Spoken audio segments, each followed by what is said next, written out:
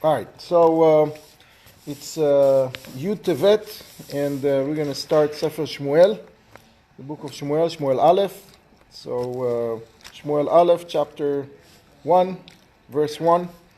We're going to start with a little bit of an intro to Sefer Shmuel in terms of historical context, and then we'll do a little bit of an intro to Shmuel himself, and then we're probably going to spill into an intro to Mr. Elkanah, who's mentioned in the first verse, and we'll take it from there. So we are in the year 2829 around to the Jewish calendar, which is 2950 years or so ago. We are, Shimshon is still alive in that year where we at. Shimshon is still alive, but he's no longer functioning as shofet. He went to fight with the Philistines, and as we learned a year ago, I think he ended up taken by them, and so we are around that time period. This is the time, so typically the way we count time, the timelines that we have, is who was leading the Jews at that point, and where was the Bet HaMikdash. Typically those are the two timelines that we're keeping track of. Sefer Shmuel is very interesting in that in the middle at one point we're going to create another timeline, and that is where is the Ark? Where is the Ark of the Covenant? Aron, how do you call it? Aron HaKodesh? Yeah, Aron HaEdut. And because it was taken hostage, it was captured. So we are going to figure out three timelines. Now, who wrote the book? We all know Shmuel wrote the book. He wrote the book throughout his life. He wrote Sefer Shoftim, probably first. Then he wrote Sefer Shmuel. And then at the end of his life, he wrote the book of Ruth. We covered Sefer Shoftim, we covered the book of Ruth. Now we're going to go into Sefer Shmuel, which is the bulk of his lifetime. Now, Shmuel lived for 52 years. And we are joining his family history about a year or so before he was born. That's where we are. He only lived 52 years? Died when he was 52. What? Died when he was 52? Yes. He's always portrayed as an old guy. Yes, he was. He broke the fact that Shaul, the first king, didn't work out, broke his heart, and he became very old very fast as a result, and passed away the year of when he was 52, while Shaul was still running the show. Now, wasn't this at a time when people were still living many years? There were some people were living many years. A lot of people didn't. It wasn't the time of Bereshis where people lived 900 years, 800 years. No, it was. But even 120. It was. Yeah, it was. People lived longer, so he died very, very young, and it's noted everywhere that he died. Writing. Now, he was Shmuel was a very, very special individual. He is considered the second most important prophet that we had. The prophets are typically being divided to three different levels. Level one, the top level, is Moshe Rabbeinu, who saw B'aspaklaya Amira. He saw with the visions that he saw were very lit, very bright. He saw it all clear. And then the next level is Shmuel, and After that, all the rest of the prophets. Can the rabbi tell us tonight that So Ezra was the Ezra was, but in terms of prophecy level, Shmuel stood head and shoulders above everybody except Moshe Rabbeinu. What about Bilam? Bilam is also high up there, but is not like Shmuel. Is from the third level, as far as I know. Now we have two books of Shmuel, right? And they used to be one, as we said. It's a Christian invention to have two of them. Logically split. The first one is Shmuel's life plus Shaul, and then the next one is the stories of David. And within the first book we have 31 chapters, and in chapter 25 we lose Shmuel passed away, and the rest of the books, both Shmuel, the rest of Shmuel Aleph and the second book of Shmuel was written by two prophets, Gad and Natan. We'll get to them. We'll see who they were, but they were his students, and some of them friends. Natan was a friend of his, and they wrote it to mimic the style of writing. So it's going to look like one author put it together. So all the events, aside from before his life, took place within his lifespan. All the events described. All the events up to chapter 25, yes, happened in his lifetime, except the first few verses before he was born. Right. Yeah. Now, he was the last shofet. Shmuel was the last shofet, the last judge. Now, a judge is a function. It wasn't a civil function, but it's a judiciary function. It's a leadership function, more civil, to take care of running the country, of dealing with people's issues. And prophecy is dealing with God's issues. How God is directing us. He was both. He was a shofet and a navi, and he wasn't both all at the same time. He started being a shofet, a navi, a prophet, very early on, when he was 15 or so, I think. And he was a prophet throughout till the day he passed away, and actually beyond. We will learn how Shaul brought him in a seance, which is a weird story.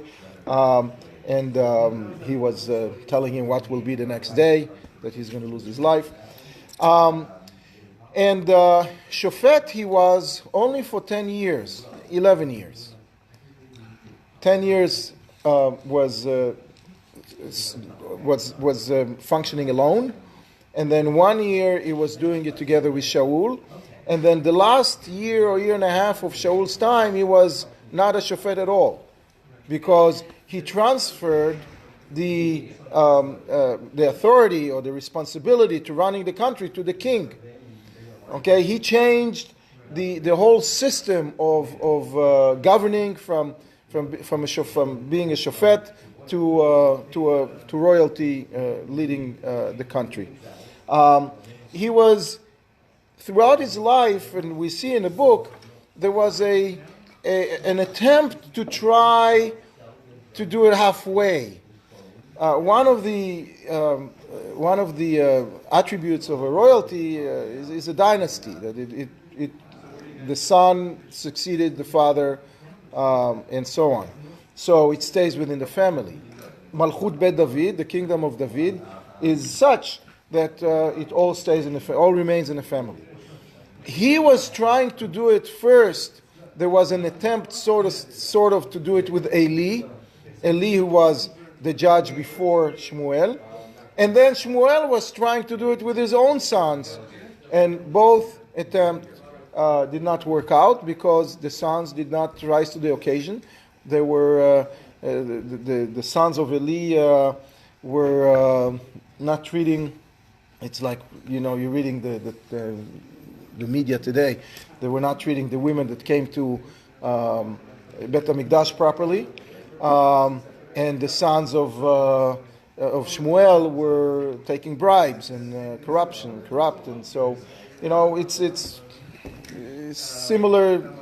It seems like it's a today's type of a story with the sons, but obviously the parents were way more worthy of leading and writing the history of Am Yisrael.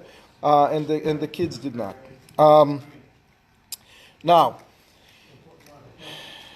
Shmuel established a very special Beis Din, a very special court in his hometown. But he was not staying in his hometown. Most of the time he was traveling the country. He was traveling the country with his donkey and took everything that he needed with him in order to not borrow anything, not get a gift, not be hosted by anybody. He wanted to be all on his own. And at the end of his lifetime, he's mentioning it. Did I take any? He was wealthy. His father Elkanah left him, a nice amount of property, and he was wealthy independently. And he did not take a dime from, he didn't even take $1 a year, like some rich people do today when they go to politics. He did not take even that. He was totally independent and therefore cannot be influenced by bribe and such. And so why does he go around rather than, like the Rebbe stayed in one spot Right. and everyone came to him? Right. He was going around because, and let's understand the time. The time is 314 years after the death of Yehoshua.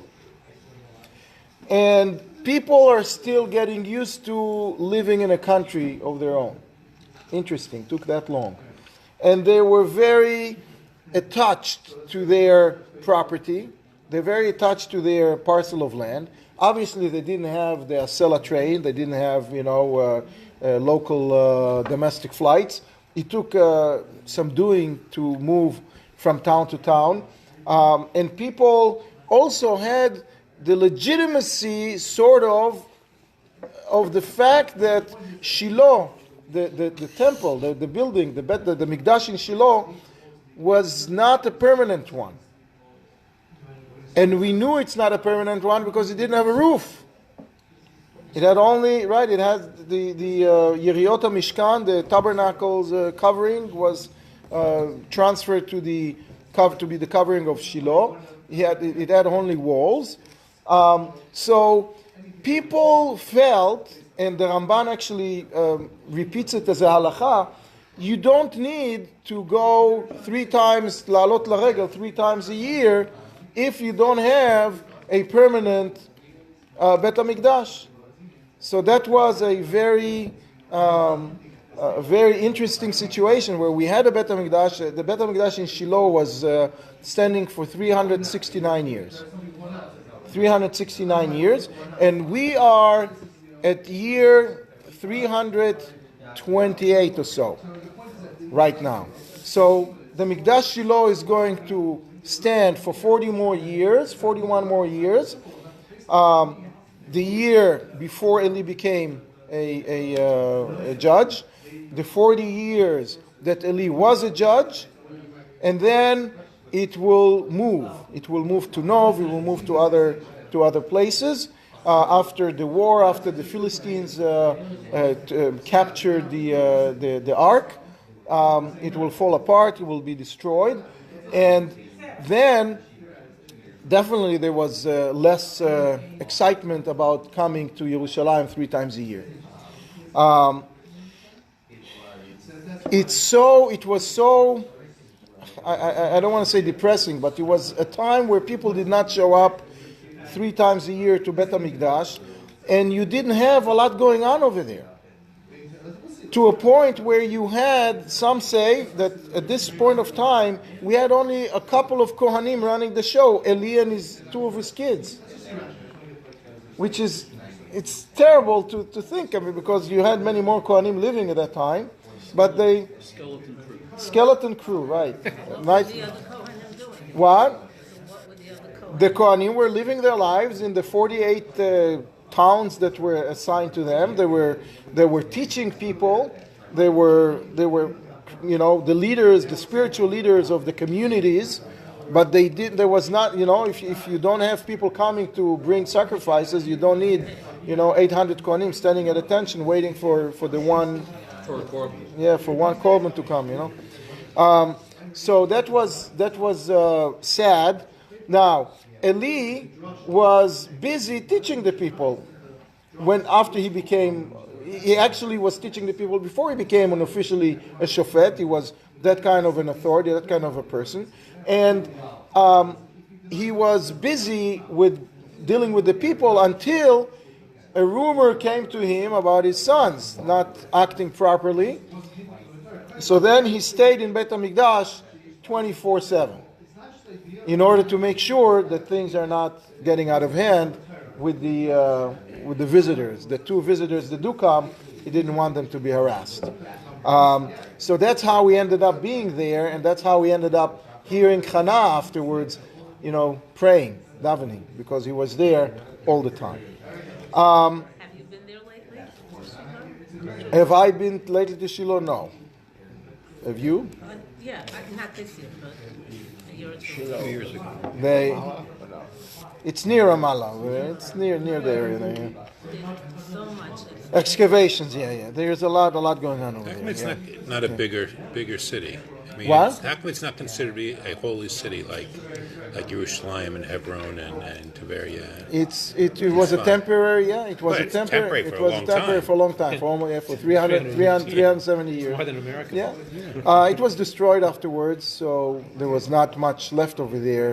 It was, and I think one of the reasons why it's not considered, Shiloh was not considered more than what you would think, is in order not to overshadow Yerushalayim, which is next door, which was the real place. So you can't take the rest stop on the way to the city, taking a little bit of the glamour of the city. So that's now.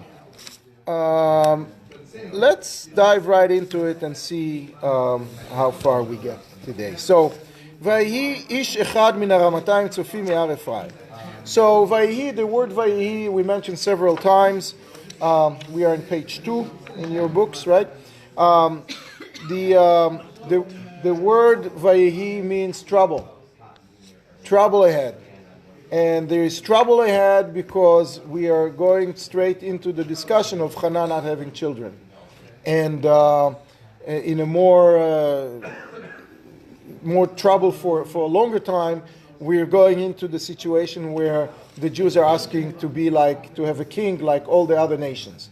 Not a special king, not a king in a Jewish sense like a Jewish king should act, but we just want a system of government that like everybody else. So that's the trouble that we have. Now, the book, by the way, was written in order to teach us all these lessons about where the concentration should be, what our wishes should be, and how we should wish the right things, because otherwise we'll get what we wish for, and it's not exactly what we meant to receive. So the last 4 chapters of the previous book of Shoftim, is mentioning the 2 most disastrous events in our history that are documented, at least around that 1,000-year period, which is Pesel Micha. Someone was trying to create an alternative Bet HaMikdash. They went to IKEA, they got a few furniture, got from Alibaba a few pieces of clothing, and they started a whole next door competition. And Pilegesh Bagiva, which we mentioned earlier, the concubine that was raped, killed, dismembered, terrible. We almost lost the whole tribe of Benjamin on account of that. Both those events happened in Har Ephraim, happened in the mountain of Ephraim, happened with the people of Ephraim. we are reading today, this week, we're reading in the Torah, we will be reading the fact that Yaakov elevated Ephraim, who was the youngest son, above Menashe, because he was the one to rule. Okay, and he was ruling for a long period of time. Was an important tribe, produced important figures. Yoshua was from Shevet Ephraim, and a couple, I think Dvorah also was from Shevet Ephraim. Several others were from that tribe, to a point where calling someone Ephrati was not only a compliment. It was describing them as a very important status, right? Very important people. The Levim, the Levites, who lived all around the country. Elkanah was a Levite. Was living in that. The Levites that lived in that area, in the area of Har Ephraim, were also received that title of Ephrati, even though they were Levite. They were not from the tribe of Ephraim, but because they were there and they were the important leaders of the community, they were called Ephrati as a way to give them honor. Now, when you say Ish Echad, when you say one man, it's when you say the word one, it's comes to describe someone important, someone very, very, very special. So, who was Elkanah? Elkanah was a very, very special individual. How so? He is descendant, as we see from the rest of the pasuk. Let's just read it to Shmuel Elkanah. So this man. His name was Elkanah ben Yerucham ben Elihu ben Tochu ben Tzuf Ephrati. So he was called Ephrati, even though he was a Levite, as his lineage clearly shows. And he was from the sons of Korach. He was a descendant of the sons of Korach. Now, the sons of Korach, as we recall, were together with their father, challenging the authority of Moshe Rabbeinu, but their heart was not with the challenge. Their heart was, that's not right to do. They were sitting with their father, and Moshe Rabbeinu came down from the tabernacle in order to try to get them to get off the horse, to stop with the nonsense. So Moshe Rabbeinu, even though it was not, respectful, usually you should go to him, he came to them. So he came to them, his father was sitting, Korach was sitting, and they were sitting with him. The father remained sitting, and they had in mind, should we sit, should we stand up? If we sit, we disrespect Moshe. If we stand up, we disrespect our father. What should we do? They stood up. They stood up and didn't look Moshe in the eyes. They were sort of, we were just standing up, like that. So, and as a result, because their heart was not with their father, and they realized, what they should do, they didn't really die. They disappeared from the crowd. They didn't really die. I don't think any of us know exactly where they went. They were not together with the rest of the crowd afterwards. It says that a place in Gan Eden was, a chamber was formed in order to house them. They didn't go to hell as the other ones did. And afterwards, somehow one of them reappeared or reproduced their stories that the wife was going there and came back. That's how Elkanah came about. That's how Shmuel came about. Now Korach was a smart man, and he realized that he was among the prophets, and he saw that that Shmuel will come from him, that an important person will come from him, and he thought that this is his insurance policy, that nothing will happen to him because Shmuel needs to come from him. So that's why he let himself go and challenge the authority of. So Shmuel came from him, but he didn't really help him much. Stupid. What? I mean, he already had kids. He should wait to have kids then. Yeah, So- then he knew. Then he has an insurance policy. So Elkanah was a very pious person. How so? What did he do? Elkanah lived, as we see here, in the town of Ramah, where Shmuel set up his court over there afterwards. It's called Shmuel Aramati because he lived in that area. It's a place that actually oversee the town, the Bet HaMikdash. It's Mount Scopus, around there, that area, Tzofim, right? So that's the area that you can see from afar, the Bet HaMikdash, but it was still, at least half a day or a day worth of walking to get there. Again, there was no public transportation. And there were two hills, and that's why it's called Ramatayim. There were two hills that he lived there. And so that's one interpretation of the word Tzofim. Another interpretation is that he was one of the prophets. Now, we know about 48 of our prophets. 7 or 8 of them were women, the rest were men. These are the prophets that matter for generations. In other words, the prophecy that they were given was important enough to document in the Tanakh, right? But we had hundreds, thousands, some say 600,000 others had some level of prophecy, except that it was not important. It was important for that generation, for that area wherever they were prophesying, but it wasn't important for us, so it's not documented. But when we mention Elkanah, we don't mention that he is an official Navi, although some counts of the 48 includes Elkanah in the count. So, but it's mentioned Tzofim. What is Tzofim? Tzofim is visionaries. Tzofeh, right? It's someone is a visionary. When you want to in the army, when you set up a post, you put a tzofeh, someone who can look to see when the enemy is coming.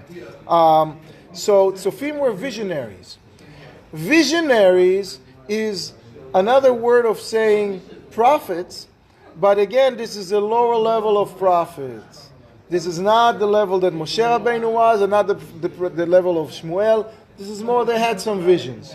Okay, they saw further than us, commoners can see or could see. Seer. What? A seer, exactly. Exactly. God, who completed the book, was a seer. Natan was a Navi, a higher level. So, anyway. So, what did Elkanah do? He saw that the people are not coming to Bet HaMikdash. So, what did he do? He made it his business to bring people to Bet HaMikdash. How would he do that? He came to Bet HaMikdash 4 times a year. 3 times that are must, the three chagim, regalim, and 1 extra time, just on a day when he wanted to come, when it's quieter, to bring, and he brought all of his family. Everybody, Anoshim, Noshim, Vataf, the children, the babies, everybody came. He formed a caravan, and he would go each time through a different road. Once he would go from that town, from the other town, and each time he would make sure to go through the city and park in the middle of the city on his way to Bet HaMikdash. So when you have a caravan of a few dozen people coming through town and setting shop for the night in the middle of town, people would ask him, What are you doing here? Who are you? So he told them, I'm on my way to Bet HaMikdash. Come join me. And people would realize, this guy is going through so much trouble, taking his entire family, uprooting them for who knows how long to go to Bet HaMikdash. They started crying and joining him. So the first year, the caravan was just his family. The next year, so people started joining. The next year, it was 5 households, 10 households, 60 households. He created caravans of that nature from all parts of the area, and brought people to Bet HaMikdash. On account of that, he merited to have Shmuel HaNavi. that was the payment, so to speak, that he received for his trouble. So now Elkanah is What's the Nida Keneged Nida there? Because he could travel all the way to the place, and because Shmuel he did brought the opposite. He would go after the people. because he brought people to God. He merited to have a child who will further that kind of work in a very maybe the caravan, the fact that Shmuel went all around, maybe that's the midah. I'm not sure, but now just if we read Divrei Hayamim, the name Elkanah shows up 5 times amongst Bnei Kehat, the sons of Korach. It was a common name amongst the Levim of that family. Was an important name. Some people still use this name till this very day. So he was a Levi from. Does it mean God is jealous? Kana? No, Kana is purchase, to own, owning God. ולא שתי נשים, שם אחת חנה ושם השנית פנינה, ויהי לפנינה ילדים ולחנה אין ילדים. So he had 2 women. One of them, her name was Chana, the other one, her name was Pnina, and Pnina had children and Chana did not have children. So from this pasuk we learn a lot about the times, okay? And what we know about those times is that in those days, obviously, it was permissible to marry multiple wives, but it was frowned upon. It was not something that was encouraged. Definitely not for people of status. This is not right. It creates trouble at home. It creates jealousy, it creates anger. We see later that there was anger in the house. They were not living in peace, the two clans under one roof. And it was difficult. So people would not do it. Now, why did he do it? He married Hannah first. He was married to her for 10 years and she didn't have children. So it was permissible for him and it was obligatory. He was obligated to marry another woman so he can perform the mitzvah of reproduction, of uruvu. So he took the second woman, he took Pnina, and she gave him, in a relatively short period of time, 10 children. So he fulfilled the mitzvah, but now he had a house where he has a wife that was, that he loved and cherished and was hoping to grow old with. And then he had a second wife who brought him the generations, the children. And so now imagine the caravan that was going, with all these people, and he had, mates and slaves and, people who helped him. So it's a big caravan to take up to Yerushalayim, and he did it, and in order to teach us also the value of mitzvat chinuch, of education. It's very important to educate the children in the ways of Hashem, in the ways of Torah. We will learn about on Shabbos, God willing, but it's very easy for some people to say, I'm going to let my children choose. Let them choose whatever they want when they grow up, and therefore not forcing them to keep, or not showing them how to keep the ways of Torah mitzvot as they grow up, and basically leaving them without the tools, because the world is right here in our face. It's very easy to not do the right thing. So we need to counter it with teaching them how to do the right thing, and without that, so he was living it. We got to go to Yerushalayim. So from youth, from very, very, very young, we will go up, and you'll sleep with us. And so it's not comfortable. So you're not going to have your, your crib or your stuffed animal. You have to come with us and see how Jews live. And he was afraid, by the way, we will see it later, he was afraid for Shmuel. Shmuel was a frail child. Until he was 2 years old, he was not strong. So he didn't really go in the first 2 years of his life, didn't come to Bet HaMikdash. And we say that the Leviim were serving until the age of 50. So the first 2 years of his life, he was not in Bet HaMikdash. And then as soon as he came, he stayed, he remained, as a Levi, he remained in Bet HaMikdash for the 50 years, filling his, the full obligation of a Levi, and then he passed away. So ועלה האיש ההוא מעירו מימים ימימה. So that man, Elkanah, would go up to Yerushalayim מימים ימימה. Always, he would always go. What? You say Yerushalayim. To Shiloh. I keep saying Yerushalayim, and it's actually Shiloh. I'm sorry. He would go to Shiloh מימים ימימה. He would always go there. להשתחוות ולזבוח להשם צבקות בשילה, in order to bow down and to bring sacrifices to God, the God of armies. צבקות ועד בשילה. Now, ושם שני בני אלי חופני ופנחס כהנים להשם. So it's a very packed sentence. Let's just try to take it apart. So, first of all, what? It's a fat sentence. I like that expression. Oh. A fat sentence.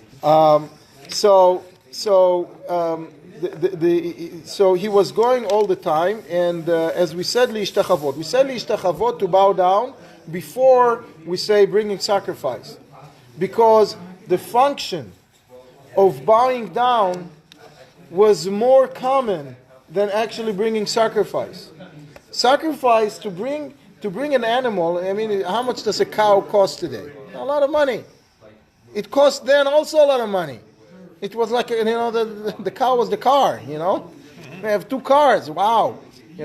One is a Honda, so to bring one of those and as a sacrifice, or a lamb even, it was an expensive thing. So people would come and typically would just bow down and pray, which was the common custom at the time, and also will bring sacrifices. And then it says LaHashem Tzvakot. Now, LaHashem Tzvakot b'Shiloh, this is the word, the name. We know that there are 7 special names of God. One of them is Tzvakot. Tzadik Bet Aleph Vav Tav.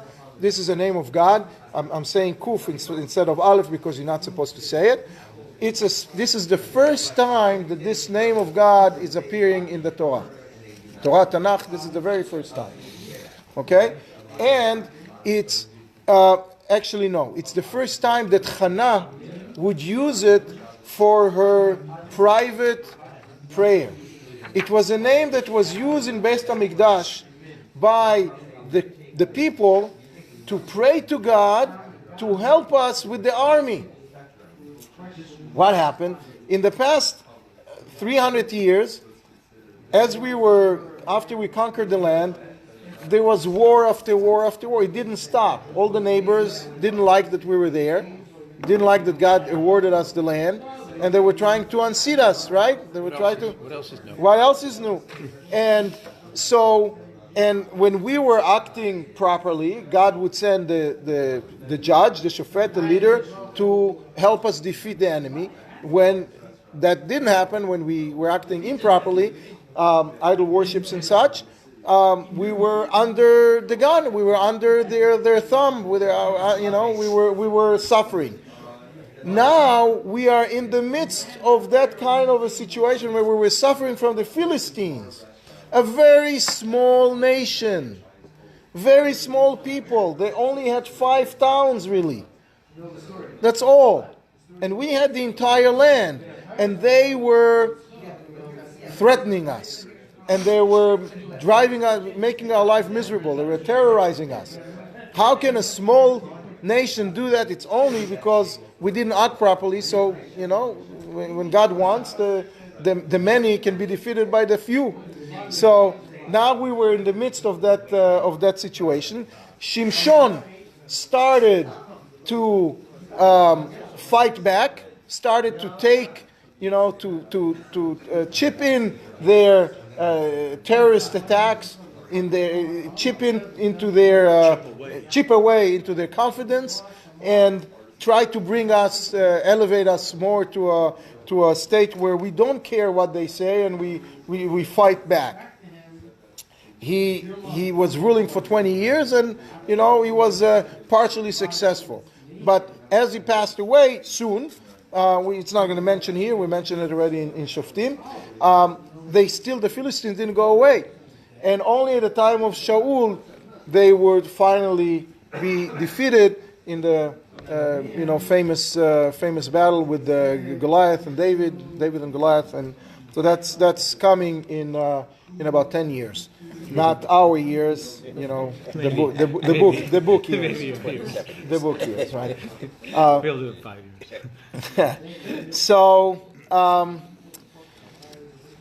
now, so what we were doing is we were praying with a special name of God that has to do with army, Hashem Tzvakot. That's the name of God that will help us, that we hope will help us create a better army. Okay? So, now, that name was okay to use as a whole community, as a whole nation, in order to rid us of the other nation's army or the other nation's threat. It was not used for our private prayers, which Chana changed. And Chana used that strong name. Give me the army, give me my own army. Give me my child. She changed it. By the way, we will learn as we go through the first chapter, we will learn a lot about prayer from Chana. There are several very important laws and halachot that we observe till this very day. For example, we are praying Shmoneh Esrei quietly. We're not allowed to pray when we're drunk. I mean, we have to say the words. It's not enough to read with the eyes. We have to say the words. Sfatei Naot. So, I mean, we learn a bunch of halachot from Chana, which we will see. Vayhi hayom. Okay. One more thing. V'sham shnei bnei Eli Chofni uPinchas kohanim Hashem. And at the time, we are mentioning the fact that there are only 2 kohanim functioning, which was a very slim, shift, and there were the sons of Eli, who was busy teaching the people and really absent from the Bet HaMikdash most of the time, or some of the time at least. And later on, we'll see that they were not doing the right thing. So he ended up staying longer, and then they ended up being thrown away because he's not. They didn't do the right thing. So now, another thing that we're learning from it is Kohanim Lashem. Even though those 2 gentlemen were not the best Kohanim possible, that does not take away from their function. That does not take away from the place. That does not take away from the obligation that we have to go up to Shiloh, to Bet HaMikdash, and to pray over there. So they're putting it right there again. Shmuel is writing this book as a book to teach the people how we should run the country. Vayhi hayom. Which yom was it? That was, some say, the Chag Shavuot. It was the day that we got the Torah. Vayhi hayom. Vayizbach Elkanah. So Elkanah came and he would bring sacrifices. Which specific offering we're talking about here? We're talking about an offering of shlamim. Okay? The offering of shlamim is an offering that's part of it is being brought to being burned on the altar. Part of it is being given to the Kohen, and part of it is being eaten by the family, by the person who brings it and his family. He wanted to get every member of his family into the action, to get them all excited, to get them all happy. So let's get a lamb up there, and so he would divide the portions to all the family members. He would send with the chant over there and would give everybody their piece. ונתן לפנינה אשתו ולכל בניה ובנותיה מנות. And he gave to Pnina, his wife, and all of her sons and daughters, he gave them portions. It seems like he gave them first, because there were the many, and he didn't want to create too much jealousy and too much favoritism. However, after they got their portions and they were busy eating in their their eyes in their plates, then he would give he gave her an extra one in size and amount, extra one in quality, like the best piece of the that was available. Because he loved her and he wanted her to not feel an outcast. Imagine sitting in a place where you're the first one, and now there is a second one that has 10 children. It's very, very sad, and she was very bitter. We will see she was very, very bitter, and it affected the household. It affected how the rest of the family felt, and the Pnina, the other wife, didn't really like it at all. That there is this melancholy, very upset woman, sitting at a table and upset all the time, and why? So, but she was upset for good reason, because Hashem sagar et rachma, because she was healthy. She had all the everything that was needed in order to give to she had a uterus, rachma, right? But it was not. But for some reason, it was not functioning. It was not working. She was not able to have children. So was he purposefully giving to Penina first? Yes. To hide the Yes. fact that he was... Yes, he did not want to make a ceremony, did not want to create more jealousy in the house. So he gave them first, but to her he gave second, but a better piece. I can imagine that you can imagine that someone who's upset, who's sitting at a table, they're not exactly, rushing to eat. That's not what's on their mind. So it wasn't the fact that she needed to wait was not the problem. He just wanted to show her that he loves her. He loves her more. It reminds me of a lot of the phrases here, where he says he loved Hannah, like with Rachel, Leah. Exactly. And it says Penina provoked her again and again. Yes. Reminds me of Hagar and Sarah. So there we will learn. I think we're running out of time, but we'll learn about next time how Penina was not making her life easy. Was upset with her for being upset, and some people say that she was right to do that because Rachel didn't have children, and it doesn't say that she was crying. She was upset, but she was not creating a depressing feeling in the entire house. She was upset internally, that's legitimate, but not, don't make scenes. So by that we'll learn about it next time. Anyway.